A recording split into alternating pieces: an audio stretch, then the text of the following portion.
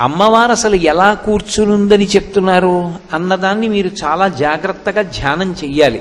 ఆవిడేదో పద్మాసని పద్మకరి, ఆవిడ ఒక పెద్ద తెల్లటి పద్మంలో కూర్చుని ఒక కాలు చాపడమో రెండు కాళ్ళు చాపడమో చేసి కూర్చుందని భావన చేసి పూజ ప్రారంభం చేసిన తరువాత ఇక లౌకిక సంభాషణ చెయ్యకూడదు. వ్రతభంగంబు అంటారు. వ్రతం చేస్తాను అని నీళ్లు ముట్టుకుంటారు. అంటే ఎప్పుడైనా ఒక కార్యక్రమాన్ని ప్రారంభం చేసేటప్పుడు, భగవత్ కార్యాన్ని మొదలుపెట్టేటప్పుడు మొట్టమొదట పూజ చేస్తున్నాను అని నీళ్లు ముట్టుకుంటారు. ఆ వ్రతం ప్రారంభం చేస్తున్నాను అని గుర్తు. దానికి ముందు దేశకాల సంకీర్తనం ఉంటుంది.